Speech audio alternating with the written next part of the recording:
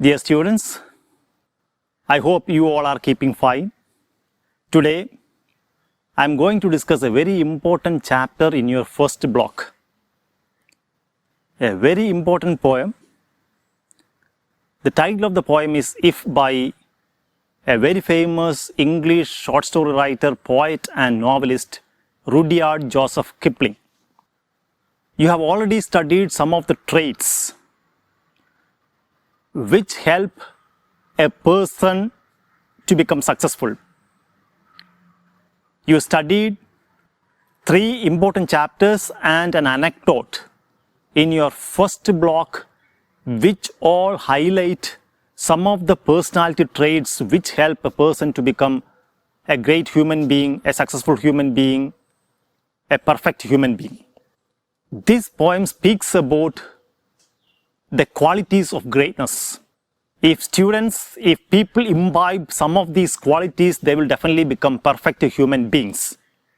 They will definitely become ideal human beings. So it is a beautiful poem by Rudyard Joseph Kipling.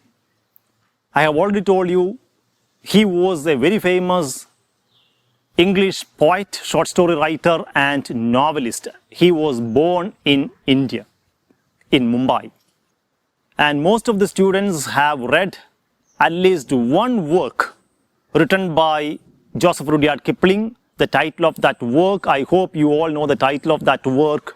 And in your childhood days, most probably most of the students read that particular work, interesting work. The title of that work is Jungle Book. And he has immortalized certain characters like Mowgli, then animal characters like Bagheera, Kaa, Chil, Balu, etc. You all are familiar with those characters as you have grown up with those characters. Rudyard Kipling has become very famous by this beautiful poem, If, because it immediately attracted nationwide interest and it has acquired the status of a popular anthem. The poem is dedicated to Leander Starr Jameson, an English statesman who tried to seize a Boer armory, but he was unsuccessful, but he could incite an insurrection among those people who opposed the Boers. Even though it was a failed attempt, he could motivate people. He could inspire people in England, especially those people who opposed the Boers. So this poem is dedicated to Sir Leander Starr Jameson, and it was written to give certain lessons to his son. It was written to his son to help him to become a good human being. This poem speaks about how a child has to imbibe some of these qualities discussed, highlighted in the poem, and how he can become a successful human being, a perfect human being. This poem speaks how he hopes his son to live a perfect life, how he can conduct himself in relationships in his life, how he can emerge as a perfect human being, an ideal human being. And for that, a child has to imbibe certain important qualities, certain important traits. A child has to inculcate some values, and all those values are discussed, are highlighted in the poem If by Rudyard Kipling. The poem can be perceived as a set of values which are conducive or which make the environment conducive for the growth of a child, the growth of a student, the growth of a human child, a human being. So here I remember the words of a very famous Indo-Anglian writer, Kushwant Singh. He says, if is the essence of the message of the Gita in English. So that is a very important quote which clearly speaks about the popularity of this particular poem. It also speaks about the importance of this poem.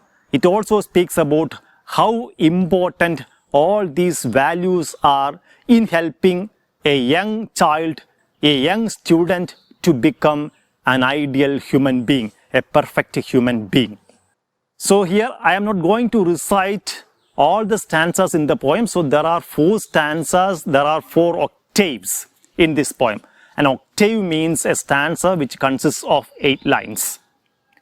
So there are 4 octaves in this poem, but I am not going to read out all these octaves in this class. Instead of that, I just want to focus on the first stanza. So I will read out the first stanza, and after that I will come to the lines in the first stanza.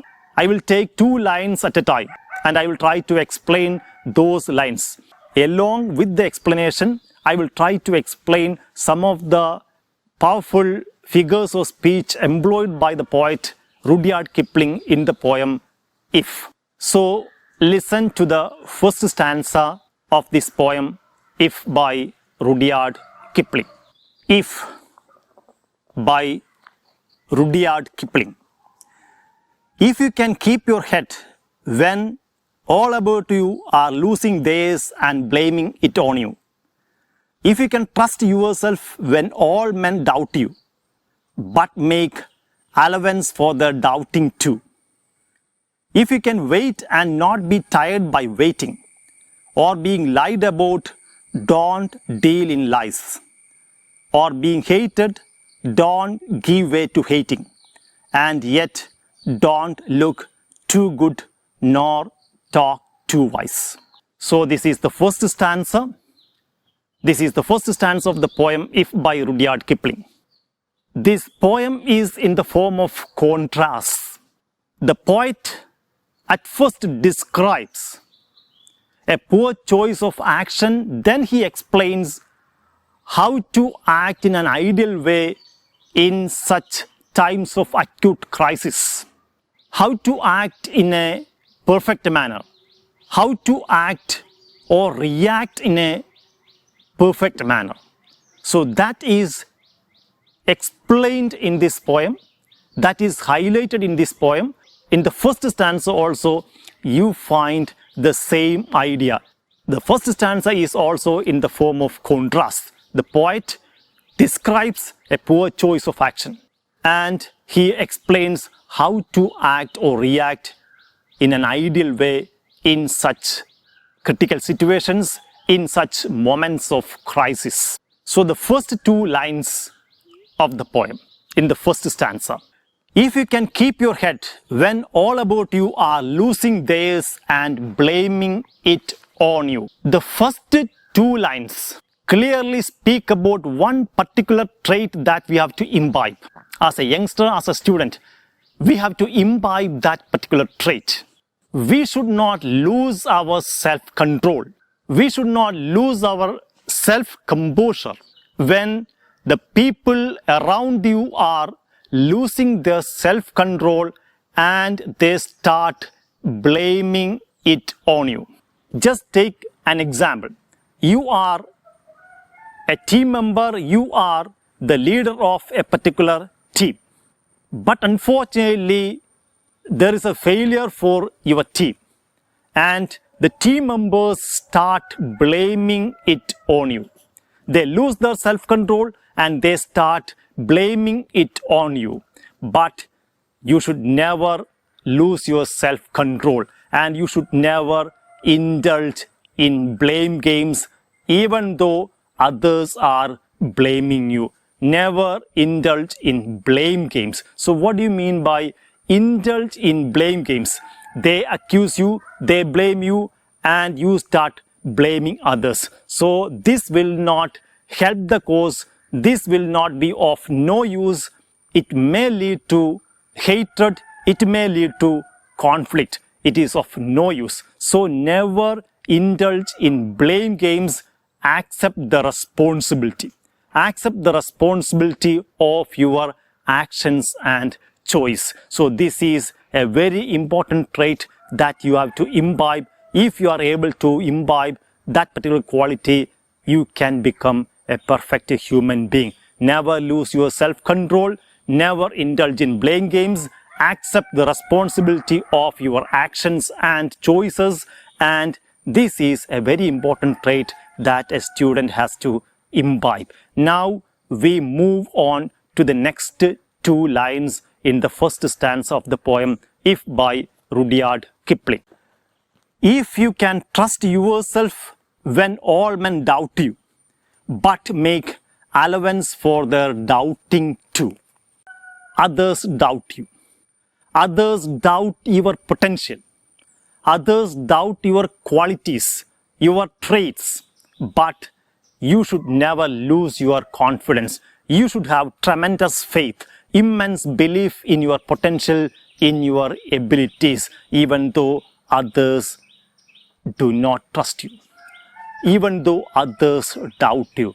At the same time, you have to make allowance for the doubts too. What do you mean by that expression? It is an idiomatic expression. Make allowance for. Make allowance for means to take into consideration their doubts too. That means there should be enough room in your mind, in your head, to accept the voice of dissent, the opposing views of others. So this is another important trait that you have to develop. Those two lines clearly speak about the importance of self-confidence. Whatever happens, we should have strong faith in our abilities. At the same time, we have to give enough room in our heads, in our minds, to the doubts of others, to the opposing ideas of others. Take into consideration their views. Take into consideration their doubts too. Those two lines also speak about a beautiful trait which people have to imbibe. Students have to inculcate in their minds. Moving on to the next two lines, the fifth and sixth lines in the first stanza. If you can wait and not be tired by waiting or being lied about, don't deal in lies. So the fifth line speaks about the importance of patience. If you can wait and not be tired of waiting, we should be patient. We should not be tired of waiting. Certain great people say, do not get disheartened when you are last in a line, my dear boy. There you have a good companion with you. Cherish his company. Keep him close to your heart. And his name is patience. Patience works wonders, miracles in your life. But usually when we are last in a line or in a queue, most probably you are disheartened. You are disturbed. You are irritated. Just think about the situation of most of the people during the times of demonetization or during the times of lockdown. Before banks, you could find long queues, especially during the times of demonetization. People were very disturbed, they were very irritated, they were very annoyed and disappointed. And think about the people during lockdowns in queues in front of civil supply stores. Most of these people were annoyed and irritated, they were disheartened. But here the poet says, do not get disheartened when we are last in a line, when we are last in a queue, because you will have a companion there, a very good companion. Cherish his company and his name is patience. So that line clearly speaks about the importance of that trait, patience. And moving to the next line, even though people around you tell lies about you, even though people around you tell lies about you, you should not deal in lies. You should always uphold that beautiful quality called honesty. We should always be truthful, even though others tell lies about you. Clearly speaks about that very important trait, honesty. Highlights that important value that a person has to uphold in his life, the quality, the value called honesty. Moving to the next two lines in the first stanza of If by Rudyard Joseph Kipling. Or be hated, don't give way to hating, and yet don't look too good nor talk too wise. The last two lines in the first stanza speak about some other traits of greatness, some other qualities of greatness. The poet says, even though others hate you, you should never hate others. As Gandhiji says, you can hate the sin of others, not the sinner. Hate the sin, not the sinner. So here, Joseph Rudyard Kipling also highlights the same idea. Never hate others, even though they hate you, even though they dislike you. So your character should not be mired by lies or hatred.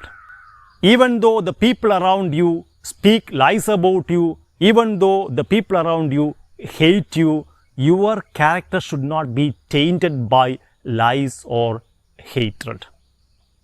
So this is a very important quality of greatness. It clearly speaks about large-heartedness. It clearly speaks about magnanimity, clearly speaks about generosity. You are generous to love even those people who hate you.